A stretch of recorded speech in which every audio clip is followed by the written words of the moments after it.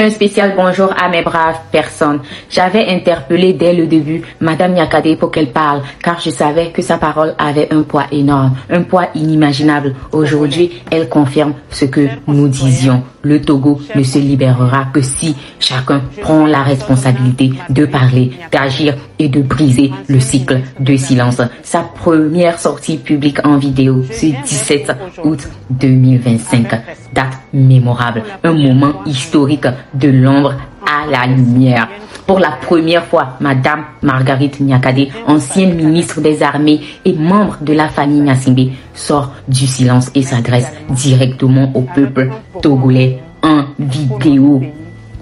Jusqu'ici, elle s'était exprimée que par des tribunes écrites. Or, dans un pays comme le Togo où le peuple aime voir, où on a passé des années à abrutir ou même à investir dans ce qui pourrait abrutir la population et sa jeunesse, histoire de la distraire pour qu'elle ne soit pas assez concentrée sur ce qu'est ses droits, pour qu'elle ne soit pas concentrée sur les réalités politique qui l'affecte directement. Son apparition publique donne une force et une légitimité nouvelle à son message. Ce geste est historique car elle incarne à la fois l'intérieur du système, elle l'a servi, elle le connaît et désormais la rupture avec ce système qu'elle dénonce frontalement.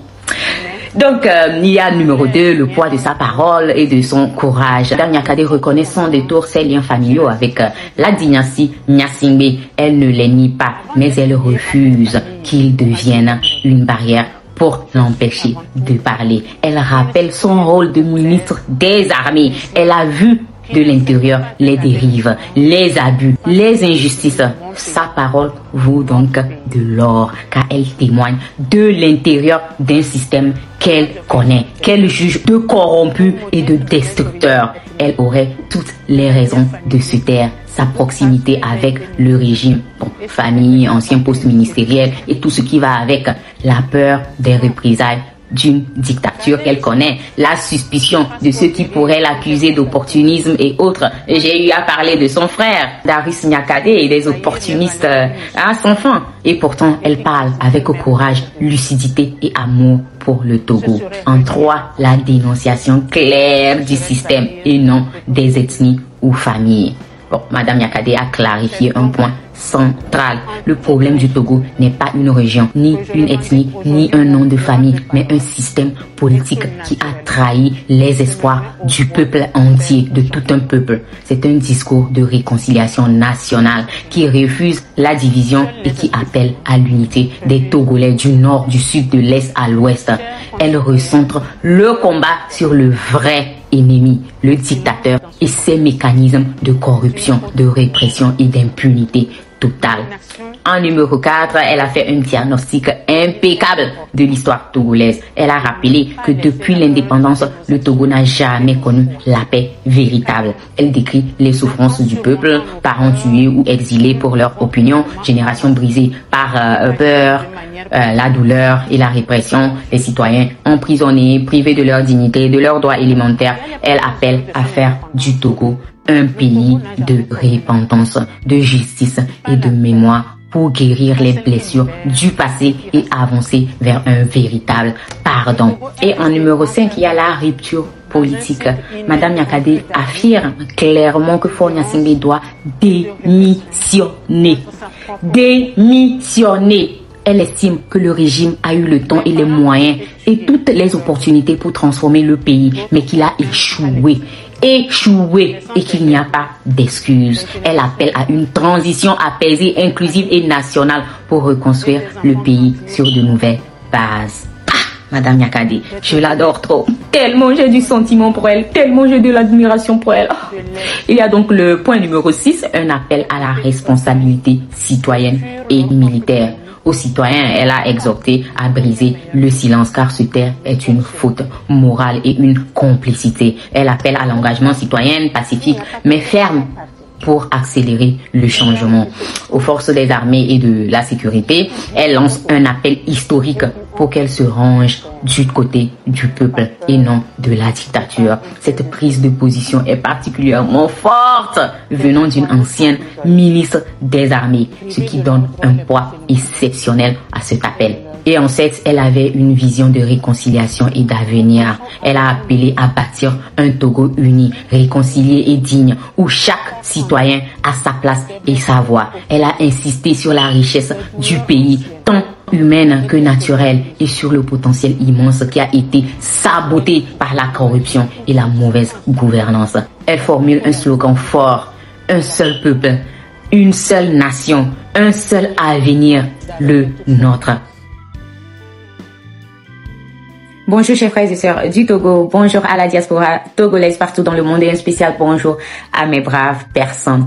Je n'ai même pas eu le temps de décortiquer la sortie d'Amron que voilà déjà Madame Nyakate qui prend parole, rendant cette semaine encore plus marquante. Une seule semaine, 2 voix essentielles se sont élevées. La première, c'était le jeudi dernier quand Amron a fait son live, et la deuxième, c'est la sortie de Madame Nyakate. Alors, commençons dans l'ordre. Amron nous a parlé d'un rêve, pas un rêve vague, pas une illusion lointaine, non, un rêve clair, précis, limpide. Amron n'a jamais été aussi lucide, aussi exact dans ses mots. Et un rêve aussi précis, mes amis, ce n'est pas un rêve, ou carrément c'est un rêve qui se réalisera.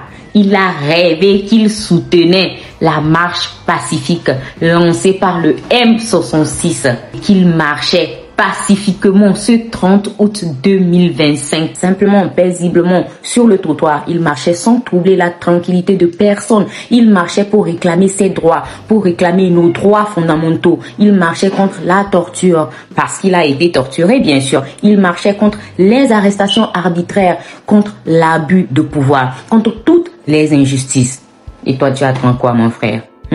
Eh bien, tout ce qui est Amron est contagieux. Sa folie avait été contagieuse et ses rêves sont aussi contagieux. Moi aussi, je rêve. Je rêve de voir les artistes marcher à ses côtés. Je rêve de voir la grande Almok et tant d'autres artistes le rejoindre. Je rêve de voir 2 milliers de personnes défilant avec leurs pancartes, avec des messages personnalisés comme « Je rêve d'un Togo sans violence »,« Je rêve d'un Togo où on mange 3 fois par jour »,« Je rêve d'un Togo où les étudiants ont un avenir, où l'on peut investir, où l'on peut s'épanouir, se développer ». Je rêve d'un Togo sans torture. Je rêve d'un Togo sans intimidation, sans mendicité, d'un Togo où les orphelins et les vieux sont pris en charge, d'un Togo où les femmes du marché redeviennent les nanabins, le pilier de notre économie, les femmes les plus respectables d'Afrique de l'Ouest. Je rêve d'un Togo où chacun a sa chance, un Togo que l'on appellera Eldorado de l'Afrique. Oui, j'ai trop de rêves, mais j'espère que vous aussi, vous rêvez, car nous sommes à un pas de les réaliser, un seul pas. Mais je suis sûre que comme moi, vous l'avez entendu, que Amron a avoué sa peur. Il a dit littéralement qu'il marchait en regardant derrière lui. Et nous savons pourquoi. Nous savons les menaces qu'il a reçues. Nous savons ce qu'il a enduré. Vous vous souvenez très bien de ce qu'on lui a dit pendant son arrestation. Quand tu sors, ose dire ce qu'on t'a fait et dors avec l'œil ouvert. Il te faudra surveiller tes arrières. Soyons honnêtes, qui n'aurait pas peur à sa place? Qui? Même avec la bravoure du monde, il y a cette anxiété qu'on garde du traumatisme qu'on a vécu. C'est pour ça, précisément, pour cette raison que nous irons protéger ses arrières. C'est nous qui allons marcher derrière lui. C'est nous qui allons regarder derrière pour qu'il puisse avancer devant la tête haute. Nous ne le laisserons pas seul surveiller son dos. Mais je rêve de voir 2 milliers de personnes se tenir côte à côte derrière Amron comme un mur vivant pour lui offrir la sécurité qu'il mérite. Et dans mon rêve, vous savez quoi? J'ai vu Madame Nyakate marcher avec Amron. Que signifie donc sa sortie publique? Qu'elle marchera, du moins que si nous osons, si nous sortons, si nous trouvons cette bravoure, elle sera à nos côtés. Ce ne sont plus des tribunes. Non. C'est un appel à marcher, un appel à agir. et nous serons là. Nous agirons cette fois-ci parce que nous avons 2 personnes braves qui ont décidé d'être devant. Eh bien, vous avez besoin de quelqu'un, il y aura quelqu'un. Merci à vous et sortons tous massivement le 30 août.